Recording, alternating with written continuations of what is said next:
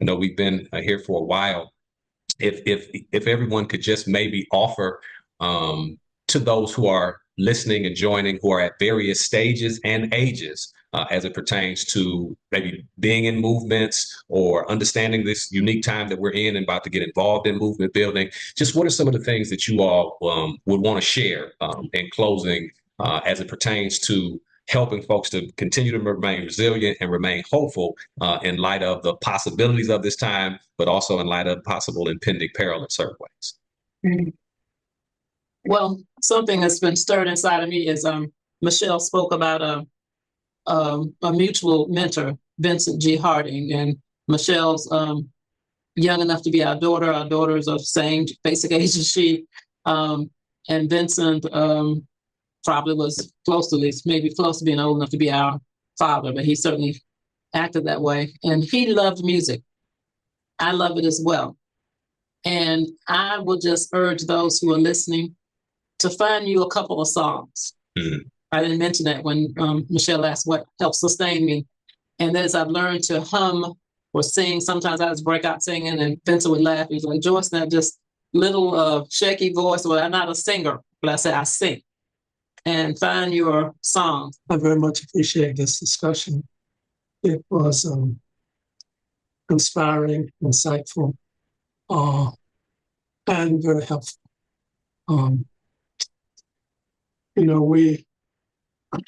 Another song we used to sing is that we've come a long way, but we have a long, long way to go. And I think that if we think in terms of the contribution that we have made and can make, our soul is satisfied because we can pass the baton and believe that it will contribute to the human race becoming more fully what it is intended to be. And if that can get, how can I say, sewn into our hearts, what else is life about? That is the beautiful piece, that we then become a part of eternity. That's beautiful. Michelle, would you give us the last word? Thank you all. Yeah, I'm so moved by what you both just shared. And Joyce, what you shared about music and song reminded me that several years ago, I joined a choir called the Harmony Project in Columbus, Ohio, even though I cannot sing to save my life. This is a choir that was made up of more than 100 people. I think it was over 200 people at some point, and it was a community choir that was come as you are. You don't have to know how to sing. And people of all walks of life and backgrounds, people who just out of prison, who were in recovery, people who were, professionals, people who were considered leaders in the community, young people, people of all ages, races, coming together. Most of us could not really carry a tune on our own.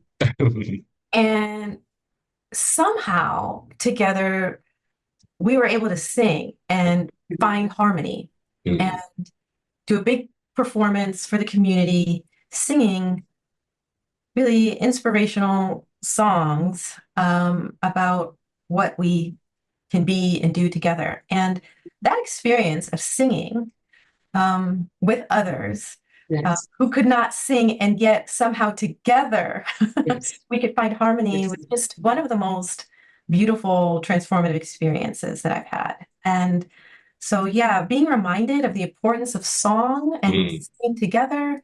And yeah, I appreciate that.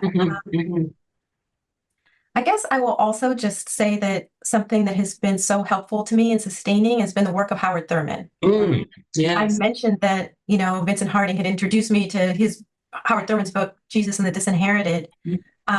But I really not only did that book move me profoundly and have helped me to have a completely different understanding and relationship to what Christianity might be, but I really loved that Howard Thurman was so deeply committed to this idea that we need to figure out what would make us come alive, that the goal wasn't just to be in the struggle, but was to actually come fully alive as human beings. And that to come fully alive required honesty, and it required courage, and it required tremendous compassion for ourselves and others.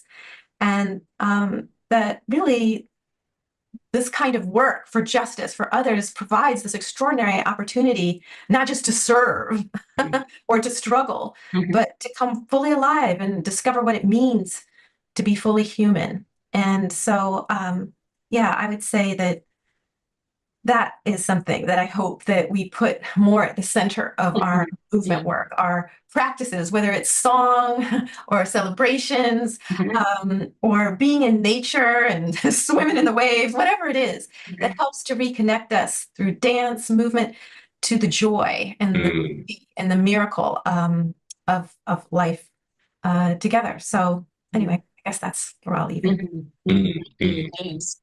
And I'll leave with this. One of the things that Otis Marsh Jr. says in reference to Psalm 23 and the whole notion of the Lord preparing a table in the presence of my enemies, one thing that Otis Marsh suggests is that sometimes you can become so focused on the enemy that you're not spending any time considering the table. And so today has been us at a virtual table, and we've at the table, there's exchange at the table. There is equity in terms of how we can see each other eye to eye.